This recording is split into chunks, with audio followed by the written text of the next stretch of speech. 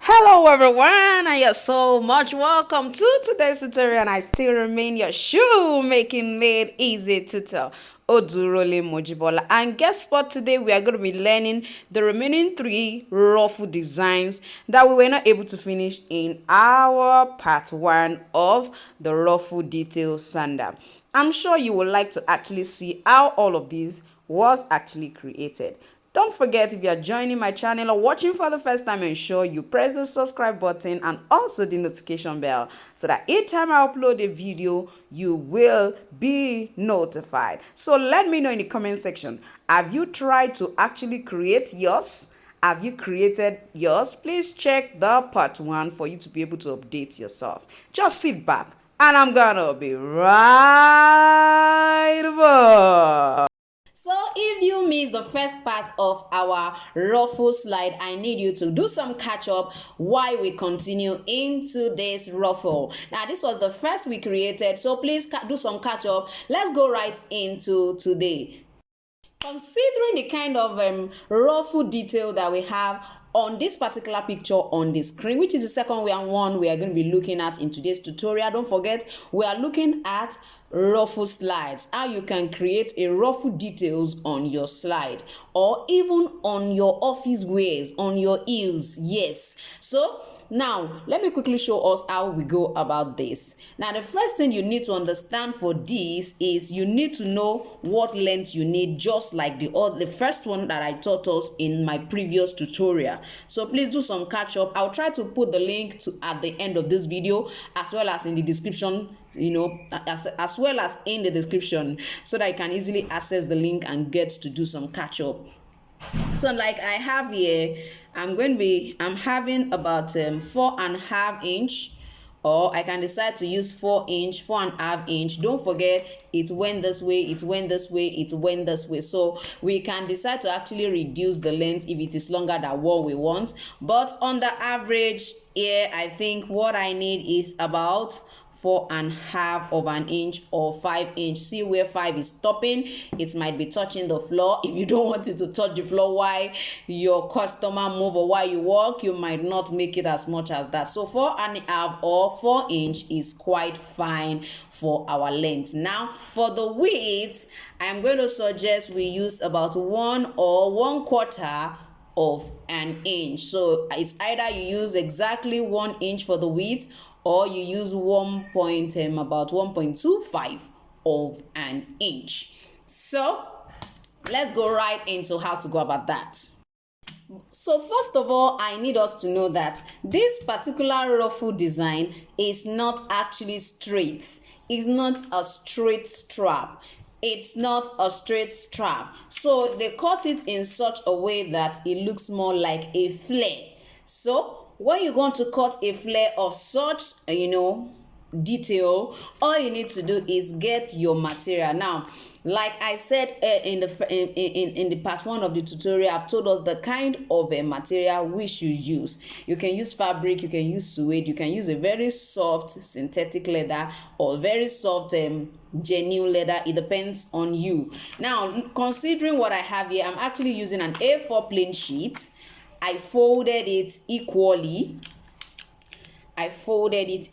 Now, as considering the measurements I took the other time, I said I was going to be needing like 4 inches. Is that not it? So according to the design, as you can see on the screen, it adds some little pleats in between it, just little. So considering the little pleats, we might have to be considering a length of actually around 4 inches or 5 inches. Sorry, 5 or 6 inches, just for the little pleat that it has, just for the little pleats. That's why we're going to be increasing it. So now that I've folded this, I am going to actually refold it again. You can decide to fold this way, it depends on you. Now let me show us once again. This is my A4 paper and I'm folding this way. So even if it's your material you're using, you're going to actually still fold the same way. So I'm going to try to, you can see this is the fold. I'm holding this side down. I'm bringing this one this way. You can see what I'm having from here. So see what it looks like. You can see what it looks like when I fold. This is the fold. You can see it comes this way. Now what I need to do now is, if you look at this sheet now, I've tried to divide it into 4. Now let me count the sleeves. This is 1, this is 2, I have this one 3, and I have 4, considering the one here and the one here. As you can see, this is 2 of this and 2 of this. All together we have 4. So it means whatever measurement I want to use now, this is what I need us to look at. I am going to be cutting it here. So let me check if this side is going to be enough for my 5 to 6 inch length that I need. Now, if this side is 2 inch, it means I'm going to be having 2 on the first, 2 on the next, 2 on the next, 2 on this, and 2 of this. And that will give me 8, which means 2 multiply, it will give me 8. Of course, I don't need what is as much as that. You understand? So I can decide to move my hand up a little bit just to ensure that what I need is what I'm cutting out. That is the essence of all of this. And if I decide to just use the 8 like that, because the next step might actually be longer. You understand? Don't forget that it has 3 tiers. The ruffle has 3 tiers, and then the first one, the next one, and the next one. So the next one might actually be using 8. So we can decide to make do with the side that has 2. Now this is what you should do. This is where you have your 2. Pick up your tape roll, place it at the edge here. Place it right at the edge here. So where is 2? It's about, you see where this is about 2 3/4, 2.75. Hold this down and tilt it this way, still at 2.75. Tilt it, let it, you can see that my finger is still holding this particular side down. So tilt it, let it come this way, and then we are going to have this, you can just make sure that you do that all around it, just for you to be able to join it together easily. It's moving away. You have to ensure that it stays. This is where it's supposed to be. So it means I can easily join it this way. So I'm going to use my scissors to try to cut it out. See what I have now. So I told us that we're going to be making use of a length of about 1 inch or 1/4 of an inch. So let me start from 1. So it means from 1 to 2, that's 1, and there's the 1/4. I'm going to move again from 1 to 2, that's 1, and this is the 1/4. I'm going to do the same thing on this side as well. This is the 1/4. The same thing here, and this is a 1/4. So when I'm cutting this way. Please, I need you to understand that this is just for the width. Considering the fact that it's still going to be stitched, it means we still need about 1/4 of an inch for the stitching. So please add that to that particular side. You understand what I'm saying? Add 1/4 of an inch all around to it for the stitching. Add 1/4. So it means I'm going to still have this, have that. So this is what I'm going to be cutting out. So let me quickly show us what it looks like. Can you see what it looks like? So if it's actually a very soft synthetic leather you are using, you are still going to have this same kind of result. You can see that it's not straight. So by the time we bring it on top of our slide and we position it this way, for example, position it here, you can see that it's already standing a little pleat, just a little, significantly little pleat. You understand?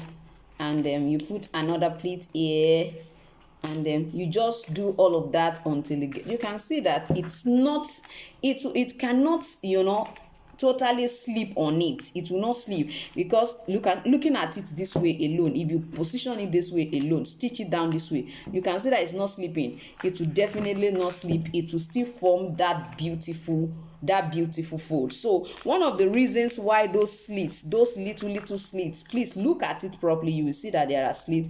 The reason for those slits is just for it to be able to perfectly form that shape. So you can see what I have.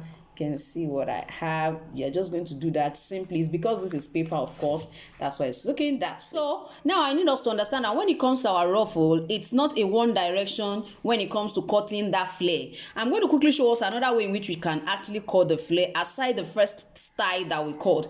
And at this particular point in time, don't forget the other one I folded into two. This time around, after folding into two, I'm going to fold into four. You can see I folded it into four, and this is where my joining is. I folded it into four. So I'm going to pick this tip and bring it right down to meet this particular side.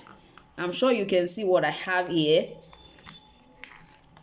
So this is going to actually give me more of a flare, much more flare than the first one that I actually tried to create. So what I'm going to do now is I'm going to check where I have 1 inch, because what I need is about 6 inch or so, and I don't think I even need 1 inch, because this one now is into 8.